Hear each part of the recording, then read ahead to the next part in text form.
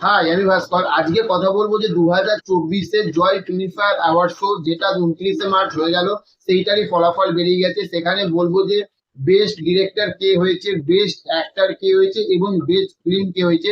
তার আগে বলবো যে আমাদের না বাংলা ইন্ডাস্ট্রিতে অ্যাওয়ার্ড শো না করাটাই ভালো। তার কারণ যারা আসল অ্যাওয়ার্ড পাওয়ার জন্য প্রাপ্ত, আজ তারা কিন্তু আমাদের বাংলায় সেই সম্মানটাও পায় না, সেই অ্যাওয়ার্ডটাও পায় না। তার কারণ বেস্ট ডিরেক্টর যাকে করেছে ঠিক আছে, বেস্ট অ্যাক্টর যাদেরকে করেছে আমার ভালো লেগেছে, এই বিষয়টা নিয়ে কোনো কথা নেই। কিন্তু সেখানে বেস্ট ফিল্ম মানে যাকে যে বইটাকে করেছে, সেইখান থেকে সত্যি আমার আপত্তি আছে।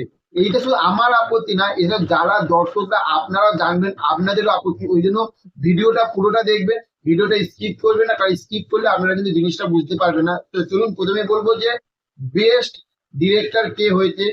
শেষের পাতা যে বইটা, অতনু ঘোষ, সে বেস্ট ডিরেক্টর হয়েছে, যেখানে আমরা প্রসেনজিৎ স্যারকে মাননীয় বুম্বাদাকে আমরা অভিনয় করতে দেখেছি।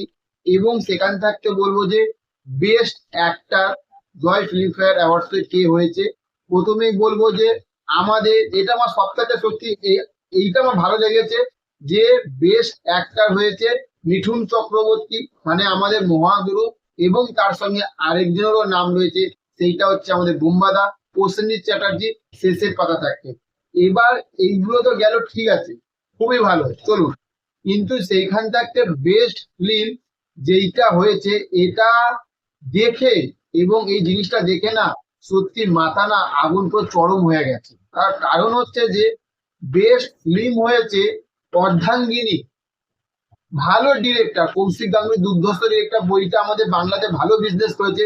কিন্তু ভেবে দেখুন, আমাদের বাংলাতে এবছর কাবুলিওয়ালা কি তার থেকে কম বিজনেস করেছিল? ভেবে দেখুন, মিঠুন চক্রবর্তী মহাগুরু, কাবুলিওয়ালা কি এখানে খারাপ বিজনেস করেছিল? আচ্ছা, কাবুলিওয়ালা।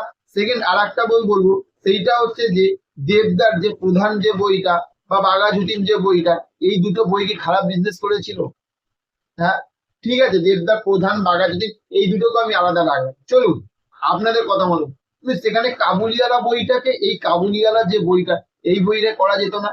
এইগুলো অ্যাওয়ার্ডস তো হচ্ছে। অর্ধাঙ্গিনী বইটা বেস্ট ফিল্ম। আপনি বলুন যে আমি কি মানে আমি যে কথাটা বলছি সেইটা কি ভুল বলছি? আপনারা বলুন। যদি ভুল বলে থাকি কমেন্ট বক্সে গালাগালি দিন আমার। স্যার মেনে নেবো পুরো গালাগালি, যে আমি আমি সত্যি কিচ্ছু জানি না, কিচ্ছু বুঝি না, মেনে নেবো। বলুন তো আমার মতে কি বলে, বলুন। আজ প্রধান যে বইটা এত ভালো বিজনেস করলো, মানুষের মন জয় করলো, আরে দেবদার সাহস আছে বলে এইরকম বই করেছে। এই গেমের মতন না, একটা অন্য একটাকে দেখা যে কার সাহস আছে। আর জিদ্দার চেঙ্গিস মুভিটাকে তো নমিনেশনই করেনি, ওর মানুষ মুভিটাকে নমিনেশন করেছে। তো ভেবে দেখুন তাহলে, জিদ্দার নামটা রেখেছে জাস্ট রাখতে হয়, তাই রেখেছে। সবাই জানে যে মানুষ মুভিটা কোনো দিক থেকে হবে না, ঠিক আছে। আর চেঙ্গিসটা আর বেস্ট ফিল্ম না, কাবুলিওয়ালা বেস্ট ফিল্ম না, প্রধান বেস্ট ফিল্ম না, বাঘা জ্যোতি একজন দেশপ্রেমিক দেশ নায়ককে নিয়ে বই হলো, সেখান থেকে বেস্ট ফিল্ম। বেস্ট ফিল্ম কোনটা?